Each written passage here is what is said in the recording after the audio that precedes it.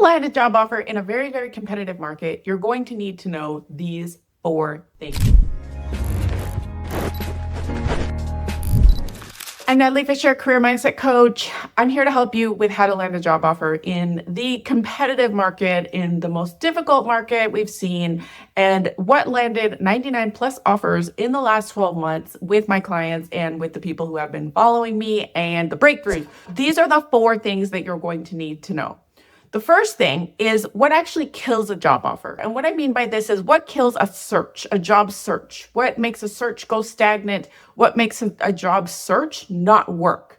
And the answer to that is lack of opportunities. Most people do not have enough opportunities in their pipeline. And the reason is because they don't know how to create them. They're waiting for them to pop up on job boards. They're at the mercy of whatever they see. They're at the mercy of whoever contacts them.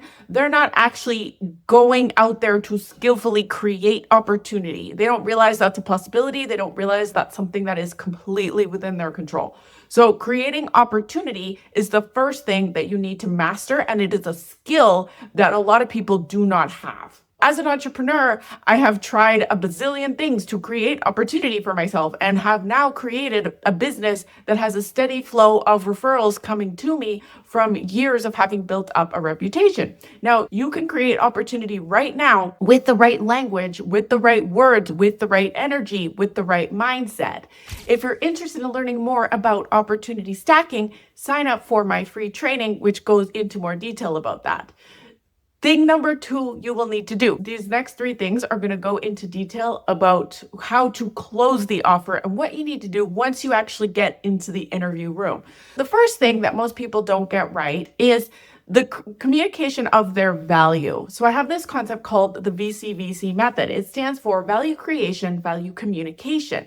Now, the concept behind this method is that you need to have created enough value, but not just that, because just creating value is not enough. You need to be able to communicate it in a way that lands with the people who need it. Most people do not know how to do this. They're not doing it right or intentionally. They're going into interviews and answering the questions, thinking that if they give a right answer, then they will get the job. Thinking that if they're qualified, that should simply indicate that they could get the job. The problem is when there's so many people that are qualified, so many people who could do the job, you need specific things to actually set you apart and actually push you forward in the decision-making process. Most people are just doing the bare minimum, just trying to answer the questions, try to get them right. And this worked before. This is how people would get jobs before, but it's not enough now, especially when we have so much competition. And we hear it coming down to the last 2 to 3 people and hear the feedback of it was just a very, very difficult decision. You were great, but we had to go with this other person. So these are the mechanisms that actually push you forward. So VCVC, value creation, value communication, means you need to be able to communicate your value in a way that specifically lands with the person you're speaking to.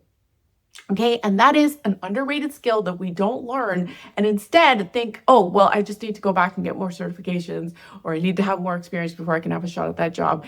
And the truth is that is not the case. The truth is you need to build the skill of communicating your value more effectively. The majority of clients I work with, they already have a lot of value created. They're really good at creating value, but creating value alone is not enough. You need to communicate it in a way that makes somebody want it and create desire for it. And that is a skill that most people do not have. If you want to learn more detail about it, sign up for the free training below, the reasons why you're not landing offers, and I go into detail around this one. The third one is story resonance. Most people believe that if they're qualified and they apply and they answer the questions correctly, that they should be able to land the offer and that it should be that simple. That's why people are complaining when they're not. When this is not happening, they're thinking that everything is unfair and that it's impossible. They do a lot of complaining about this.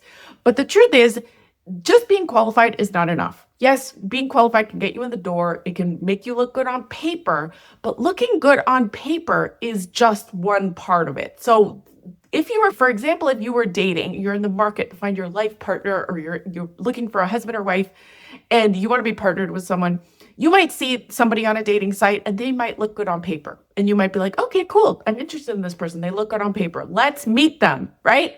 And then you meet them and there's going to have to be more than just the good on paper part, right? They might be qualified to be your partner. They might have a certain level of income. They might have a certain lifestyle. Like that all on paper might be good, but that doesn't make you necessarily make the decision for you. What else needs to be present? What else actually needs to be there for you to have desire to say yes to them or for you to commit to them?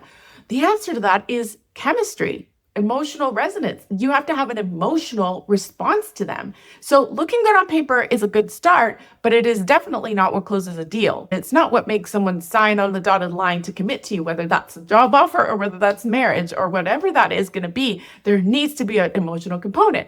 So telling stories actually creates emotional resonance when done right.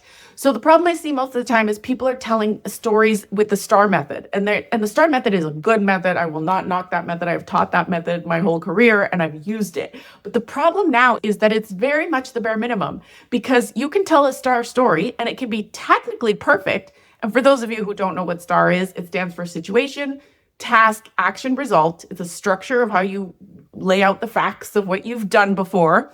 And you can tell a STAR story. It can be technically perfect, but it can have no emotional resonance. It might not land with somebody because it can still be a list of facts. You can tell the situation, you can tell the task, you can tell what you did, and you can tell the result. And those components all might be there, but if there's no emotional resonance, it's not going to make the person fall in love with you. It's not going to create desire for the person to hire you. All it's going to do is be like, yep, that person can do the job, but so can all these 3 other people that we're deciding between. It has to create emotional resonance, and that's what people don't know. And so that's another skill that people don't understand. That's preventing you from landing offers if you're not landing an offer. Now, the fourth one is the target method, which is what I've developed as the target method. It's asking questions before you answer. Here's what most people are trying to do. They go into the interviewer asks them a question. They think, what might be a good answer? What is the right answer? What do they want to hear? And they come up with something in their head and then they answer the question. Or maybe it's a pre-rehearsed answer that you have. But the problem with this is you can't possibly know what they want to hear because you don't know what they're thinking.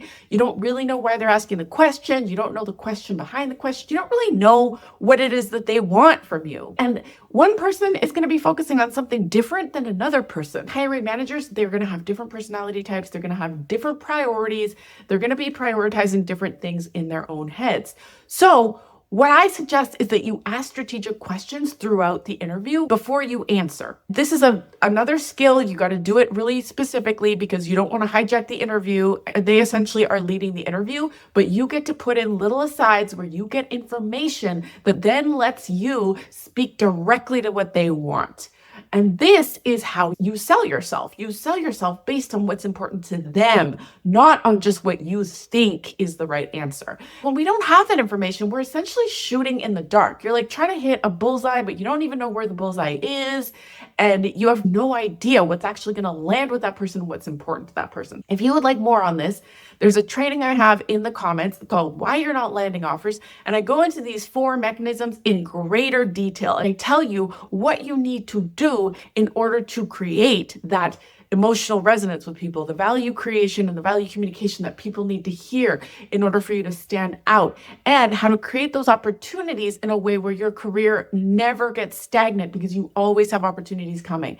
What would it feel like to have just like a constant flow of referrals, knowing you can actually pick up the phone and have an opportunity lined up or have an interview lined up? Like, that is what I'm talking about. That is what I've been able to build throughout this process and throughout these systems that I've used myself. And this is what I'm working with my clients. I've tested this out throughout the past 12 months. I've been doing a lot of testing with my one-on-one clients as far as what is working and how they're creating these offers. And I invite you to come on in and learn those details with me. So click the link below and get on to that training now. If you like this video, give me a thumbs up. If you didn't like it, give me a thumbs down and get out of here. And I will see you in the next week's video. Thank you so much for watching. I will see you soon. Bye-bye.